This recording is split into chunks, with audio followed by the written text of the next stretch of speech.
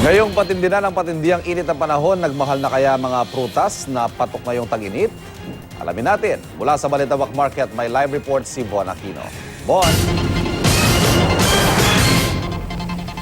Yes, Ivan, ngayong tag-init ay sari-saring prutas nga ang mabenta dito sa Balintawak Market dahil hindi lang ito masarap kundi pampawi rin ng init.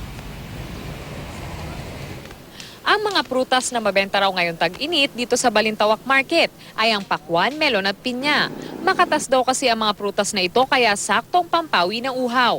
Ang pakwan 100 piso ang kada piraso kapag malaki, habang 30 hanggang 40 pesos naman ang maliit.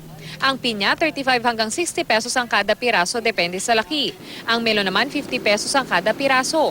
Mabili rin daw ngayong tag-init ang prutas na maaring gawing fruit shake tulad ng mangga na 70 pesos ang kada kilo, saging na 55 pesos ang kada kilo at ang guyabano na 80 pesos naman ang kada kilo.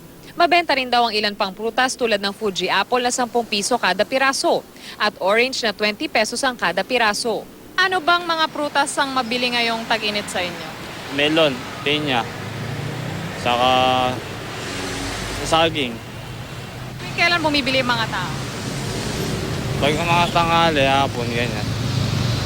Kailan syempre mas mainit. Oo, mas mabili. Samantala, Ivan, silipin naman natin ang daloy ng trapiko dito sa EDSA Balintawak. Sa mga oras na ito ay nakikita nyo po na medyo nagsisikip na itong daloy ng trapiko sa southbound lane dahil sa dami rin ng mga tao na nasa gilid ng kalsada, maging yung mga vendors at mga nakapark na sasakyan. Kaya naman medyo nagdudulot ito ng mabigat na daloy ng trapiko. Samantala sa northbound lane naman ay medyo maluwag-luwag pa ang daloy ng trapiko sa mga oras na ito. Ivan? Maraming salamat, Bon Aquino.